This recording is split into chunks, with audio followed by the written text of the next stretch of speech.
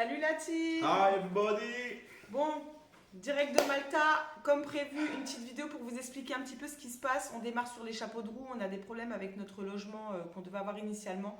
En fait, on s'est clairement et littéralement fait arnaquer. En fait, il y a plusieurs mois de ça, j'ai cherché des logements, je suis tombée sur un mec, tout ça, qui m'a proposé un logement. Et donc, je l'ai payé 900 euros. Tout a été fait en bonne et due forme. On a signé un contrat avec la propriétaire, le nom de la propriétaire. On a eu le récépissé du paiement, donc avec Revolut, tout ça. Bref, au final, 2 jours avant de partir, on s'est rendu compte sur une des plateformes de Facebook, un groupe dans lequel on est de Français à Malte. Il y avait une photo qui circulait d'un mec qui arnaquait au logement. Et donc, c'était du coup bien ce mec-là. Vas-y, mets plus près, plus près, plus près. Voilà. Au nom de James Sunda, qui sympathise avec les gens, parce que nous, ça fait plusieurs mois qu'on parle avec lui. Mike, c'est un gamer, il a parlé beaucoup parce qu'il arnaque aussi sur les jeux vidéo, a priori. Et donc, on avait bien sympathisé avec lui, on le trouvait très sympa. Il nous a fait une visite en visio, donc il nous a montré son visage, on l'a vu, il nous a donné plein de conseils, des vrais conseils, en plus, des trucs qui existent vraiment, qui répondaient réellement à nos questions. Donc, en fait, du coup, au final... Il a poussé le vice, Ouais. le vice très loin. Ouais, Et il je a vais le grave visser. Voilà, il a poussé le vice de ouf. Donc au final, on a perdu 900 euros, on n'a pas de logement. Mais ça, on s'en est rendu compte 2 jours avant de partir de la France. Au final, j'ai contacté la fille avec qui je dois travailler. Elle m'a donné le numéro d'un agent en qui elle avait confiance, un agent immobilier avec qui elle a déjà eu affaire. Donc je l'ai contacté, ce mec-là, il m'a trouvé un logement effectivement, donc un peu plus cher, à 1050 euros, que j'ai accepté. Je me suis dit, on va le louer 6 mois et puis on fera avec et puis après on partira. Le truc, c'est qu'au final, quand on est arrivé déjà à mauvaise adresse, donc les taxis de l'aéroport nous ont déposé à une mauvaise adresse, pas très loin, mais voilà, t'es pas dans l'écran. Et surtout, ils nous ont déposés. Et après, au revoir. Ouais, c'est vraiment, ils n'ont pas cherché à savoir. C'était quoi que vraiment ce soit, très rapide. Voilà, très rapide. Ensuite, au loin, on a vu donc le fameux propriétaire qui nous a accueillis. L'agent n'était pas là. Il nous a dit qu'il y aurait le propriétaire sur place. Il avait l'air super étonné de nous voir débouler comme ça en famille. A priori, il voulait pas de famille dans sa maison. Il avait eu une mauvaise expérience en fait déjà avec une famille auparavant où ils avaient des enfants et arrivé là ça a dérangé le voisinage parce que ça reste un voisinage de ce qu'on a vu là qui était très Des personnes âgées, tout ça, quoi. ancien. Voilà. Et on connaît les anciens. Voilà, donc du coup, quand il a vu qu'on déboulait avec un gosse de 3 ans, il était pas chaud du tout, il s'est engueulé avec l'agent immobilier. Après, l'agent immobilier, il est arrivé vers 10h30. Nous, on a atterri à 8h30, je crois, un truc comme ça. Et au final, ils ont discuté tous les deux, ça gueulait. Et les Maltais sont assez... Comme les Italiens. Ouais, je sais pas si c'est proche de Menteux. l'Italie, alors du coup, ça parle fort, ça fait des gestes. Bref, nous, on était là, on regardait, on est resté un moment dans l'escalier, s'il vous plaît. L'accueil, il était pas top. Les deux, le mari et la femme, ils faisaient un peu la gueule, quoi. C'était pas accueillant du tout. Ceci dit, ils ont quand même été nous chercher du café, mais parce que je l'ai réclamé, et puis du coup, il a été chercher du café, bon bref. Avec des boissons. Avec des boissons. Et ouais, voilà, faut être objectif aussi, hein, voilà. Et en fait, au final, quand on a discuté, ils n'étaient pas du tout arrangeants. Ils voulaient qu'on loue l'appartement pour 1 an et à 1200 euros, sans les charges.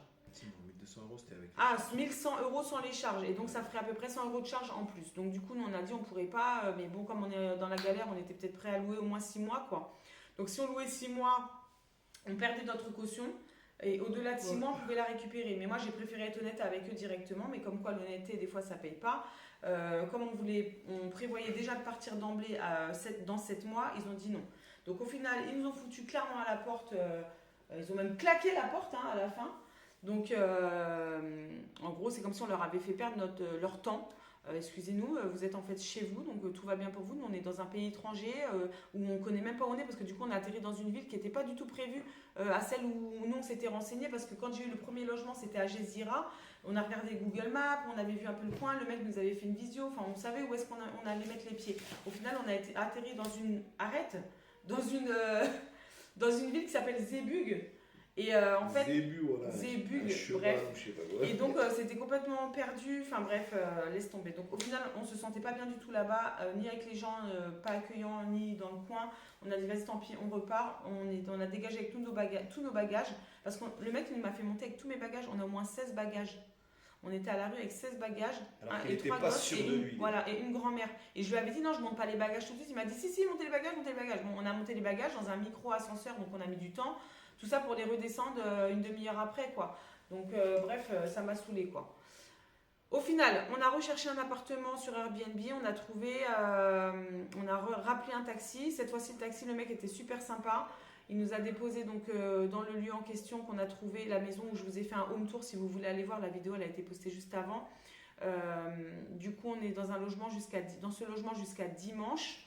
Et après, bah là, on recherche activement un logement pour vivre, pas pour être en Airbnb. Le problème, c'est qu'on arrive dans une mauvaise période parce que c'est la période estivale. Tout a augmenté. C'est les vacances, tout a augmenté. Les gens, ils font des saisonniers plus que des longues durées. Et puis pour les longues durées, bah, il faut un emploi ou il faut la carte maltaise, enfin, il faut ça, bon, bref.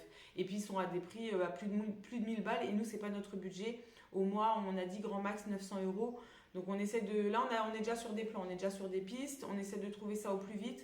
Et puis bah voilà, nos petites galères. Donc là, le premier bilan, les Maltais sont pas super accueillants. Ouais, ils sont pas... Ouais, ils sont pas chaleureux. Ouais, désagréables.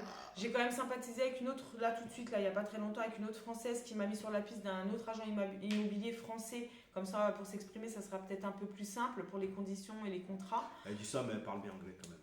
Non, pas du tout, je suis pas bilingue du tout, je fais plein de fautes, je cherche mes mots, enfin bref, je me débrouille. Et donc, la fameuse fille qui me renseigne, elle m'a donné pas mal de renseignements et effectivement, elle m'a dit qu'il y avait aussi beaucoup de racisme. Donc comme elle a vu qu'on était des personnes colorées, métissées, tout ça, donc elle a dit...